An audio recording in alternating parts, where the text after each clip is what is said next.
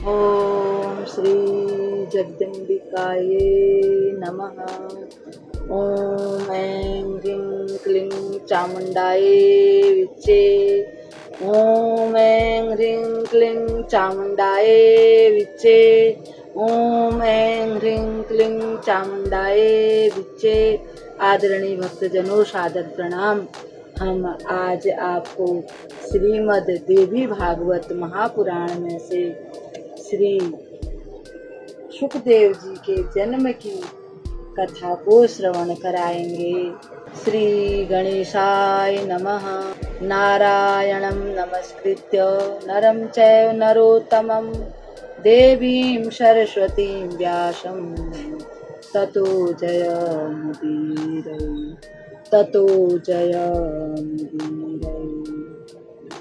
भक्त भक्ति भगवंत गुरु चतुर नाम बपुए। इनके पद बंदन किए नासत विघ्न। भक्त जनों, सादर प्रणाम। जब व्यास जी की तपस्या पूरी हो गई, वे अपने आश्रम में लौट कर आ गए और मन ही मन विचार करने लगे कि किस प्रकार से मेरा पुत्र होगा।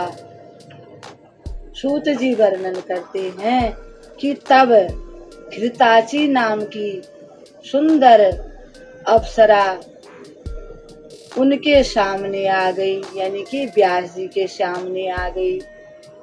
उस अप्सरा को देखकर वे बड़े सोच में पड़ गए। मैं क्या करूं?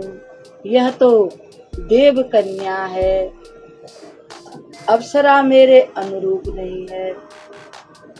उस समय विचार सागर में निमग्न मुनि को देखकर अप्सरा के मन में चिंता हो गई और कहीं मुनि मुझे कोई शाप न दे दे, इसलिए उसने अपना रूप सुग्गी का बना लिया, यानी कि एक तोते का, और वह डरती हुई मुनि के आगे से आगे को निकल गई।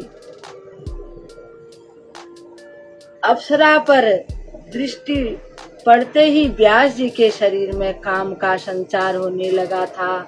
उस समय वे अग्नि प्रकट करने के लिए व्यास जी काष्ठ मंथन कर रहे थे। अचानक ही उस लकड़ी पर उनका अमोघ वीर्य गिर पड़ा। व्यास मुनि के उसी अमोघ वीर्य से श्री सुखदेव जी का आविर्भाव हुआ। बोल श्री व्यास जी महाराज की जय। श्री सुखदेव जी महाराज की जय। पुत्र को देखकर मुनि व्यास जी आश्चर्य में पड़ गए। उन्होंने विचार किया, हो न हो यह भगवान शंकर के वर का ही प्रभाव है। आकाश से देवता लोग बालक सुखदेव जी पर पुष्पों की वर्षा करने लगे। व्यास जी ने बालक सुखदेव के जात कर्म आदि सभी संस्कार संपन्न किए, क्योंकि वो जन्म के साथ ही कुमार अवस्था के हो गए थे। सुखदेव जी ने बड़े प्रेम से सारे संस्कार करवाए। सुखदेव जी के धारण करने के लिए दंड, सुंदर कृष्ण मृग चर्म और दिव्य कमंडल स्वयं आकाश से पृथ्वी पर आ गए। देवता उनके ऊपर फूल बरसाने लगे। ऋषि मुनि साधु संत आदि सभी तीनों लोगों के साधु संत बड़े प्रसन्न हो गए। सुखदेव जी समय से पहले ही बड़े हो गए। उन्होंने गुरुकुल में रहकर संपूर्ण वेदों का, धर्म शास्त्रों का भली भांति अध्ययन कर लिया। शिक्षा पूरी होने पर वे अपने पिता व्यास जी के पास गए। अब व्यास जी सुखदेव के विवाह की बात सोचने लगे। उन्होंने सुखदेव से कहा, हे पुत्र, विवाह करके मुझे पितृ ऋण से मुक्त करना तुम्हारा परम कर्तव्य है।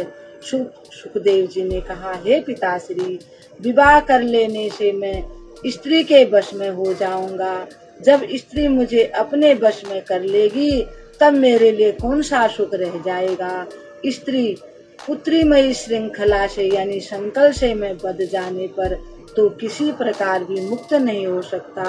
व्यास जी बोले, पुत्र ग्रह न तो बंधन वाला है और न बंधन में ही कारण है। जिसका मन गृहस्थ आश्रम में आसक्त नहीं हुआ, वह गृहस्थ होते हुए भी मुक्त ही हो जाता है। तुम अच्छे वंश की कन्या के साथ विवाह करके वैदिक मार्ग का पालन करना चाहिए। सुखदेव जी में असीम बुद्धि थी, उनका वेश शांत था, वे मानसिक रूप से सन्यासी बन चुके थे। व्यास जी ने सुखदेव जी से कहा, पुत्र तुम बड़े भाग्यवान हो, मैंने देवी भागवत की रचना की है, तुम इसका अध्ययन करो। इस पुराण में 12 स्कंद हैं। मेरी दृष्टि में यह पुराण सब पुराणों में श्रेष्ठ है। इसके पढ़ते या सुनते ही सद असद वस्तु का भली प्रकार से ज्ञान प्राप्त हो जाता है। सत्य और झूठ का भगवान विष्णु बालक रूप में वट वृक्ष के पत्ते पर सोए हुए थे। सोचने लगे, मैं बालक क्यों बन गया। करारविंदे न पदारविंदम मुखारविंदे विनिवेशयन्तम भटस्य पुत्रस्य पुटे शयानं बालं मुकुन्दं मनसा स्मरामि, बालं मुकुन्दं मनसा स्मरामि। और भगवान सोचने लगे कि मैं बालक किस कारण से बन गया हूँ, किस चेतन शक्ति ने मेरी यह स्थिति कर दी। भगवान विष्णु के मन में इस प्रकार की चिंता हो रही थी। इतने में भगवती योग माया ने सब शंकाएं समाप्त करने के लिए आधे श्लोक में संपूर्ण पुरुषार्थों को सिद्ध करने वाला यह वचन कहा, यह सारा संसार में ही हूँ, मेरे अतिरिक्त कोई अविनाशी वस्तु है ही नहीं। सर्व अखिल वद मेवाहम नान्यदस्ति सनातनम। तब योग माया भगवती उनके सामने प्रकट हुई। उनके 4 भुजाएं थी, उनका दिव्य शरीर शंख चक्र गदा पद्म आदि अनुपम आयुधों से सुसज्जित था। मंद हास्य बिखेरती हुई भगवती महालक्ष्मी अमित तेजस्वी श्री विष्णु भगवान के सामने प्रकट हुई। सूत जी ने बताया, उस समय सब जगह जल ही जल था। मन को प्रसन्न करने वाली लक्ष्मी के अचानक दर्शन करके कमल लोचन श्री विष्णु भगवान महान आश्चर्य में पड़ गए।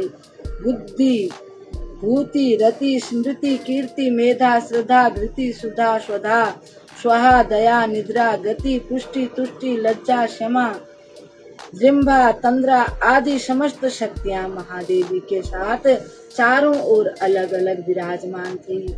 महालक्ष्मी माता उनकी सहचरी शक्तियों को देखकर भगवान विष्णु का हृदय आश्चर्य से भर गया। इस प्रकार से विचार करने लगे, यह देवी कौन है और इनके साथ ये कौन सी देवियां हैं।